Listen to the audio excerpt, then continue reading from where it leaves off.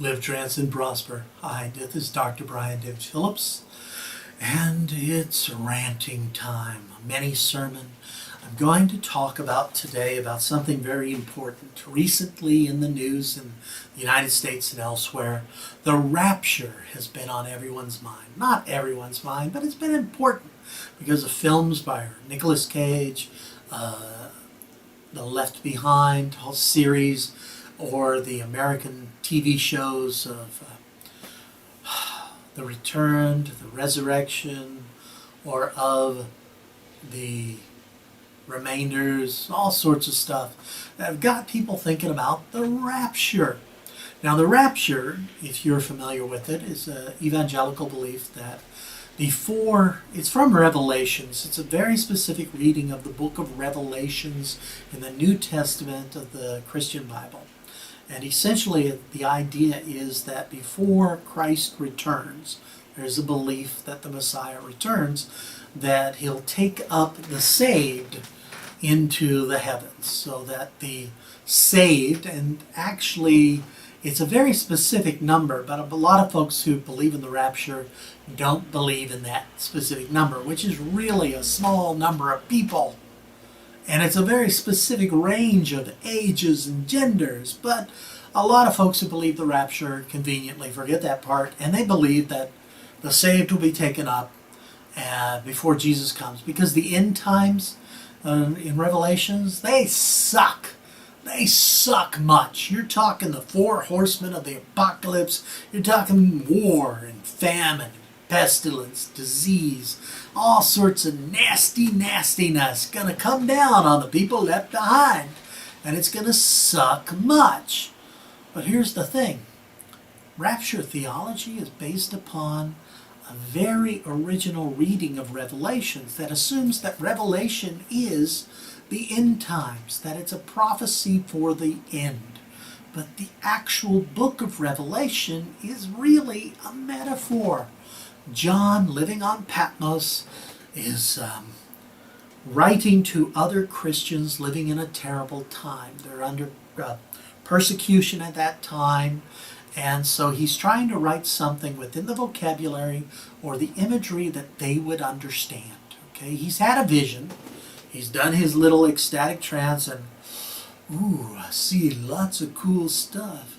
But how do you describe an ecstatic experience? Is very similar to folks who go on LSD trips or psychedelic experiences, and they don't have the vocabulary to describe what actually occurred in the neural processes, so they use the closest they have. And John is using the closest he has to describe his experience. He's also writing to tell folks, buck up. It sucks now, but it's gonna get better. Okay? The rapture is an ideology that assumes a physical taking up into heaven. All right? It's based upon an incomplete or faulty reading of Revelation. Of course, some folks are now, they're hitting close or pause or whatever because they think I'm speaking heresy. And for their belief system, maybe it is heresy. But here's the thing. Maybe the rapture is real. Maybe that's exactly what happens. And the saved are taken up, and the rest of the folks on the world are left to suffer through the incredibly horrible end times. That doesn't excuse letting the planet die. On the floor of the United States Congress, there was a bill once to give more power to the EPA to regulate certain pollutants. Okay, and one of the congressmen actually said, "Well, God gave us these resources to use, and we don't need to worry about taking care of them because Jesus is coming."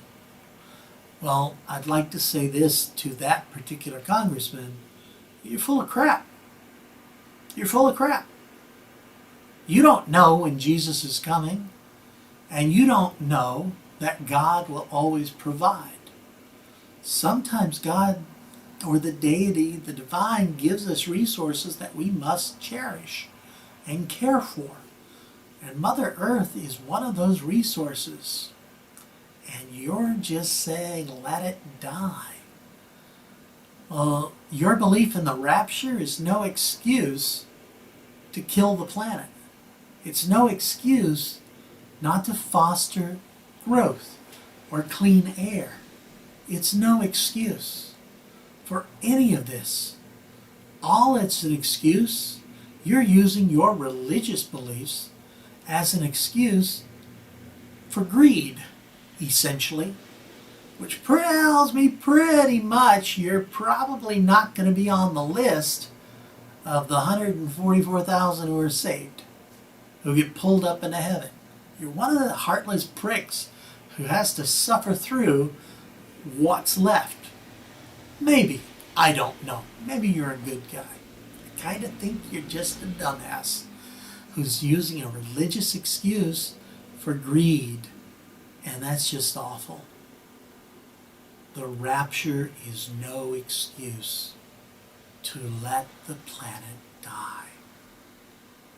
If you really believe that your Lord and Savior is coming back, it's your responsibility to have a good, clean, healthy earth for his return. Revelation is not a history of the future.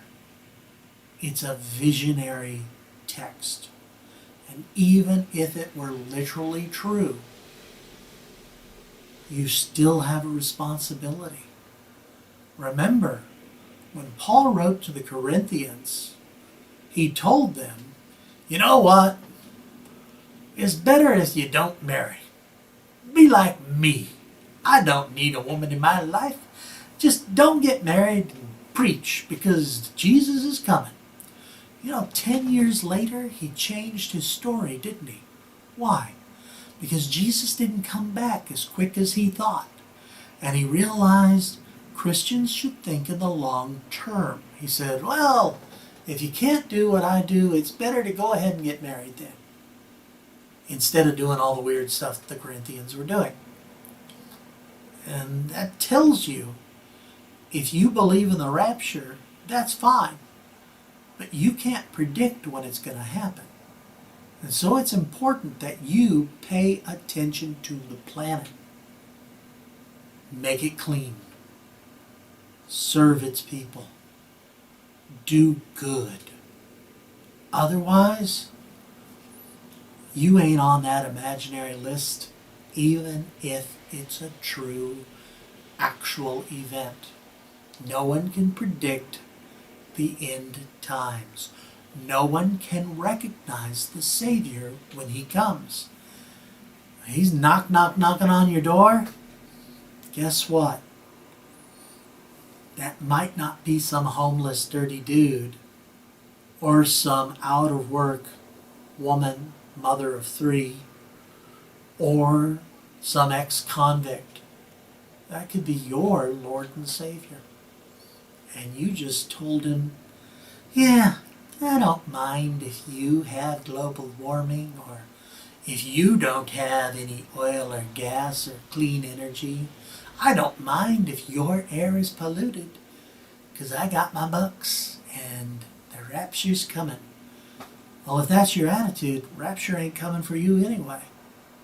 But rapture's no excuse to murder the planet. Think about that. Now, I hope you've enjoyed this episode. On Tuesdays is Rant Day, and this is kind of a mini sermon rant. And Wednesdays is answering questions, and pastoral questions, and sometimes saving.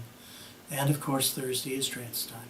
Until next time, this is Dr. David Phillips saying, live trance and prosper. Bye-bye.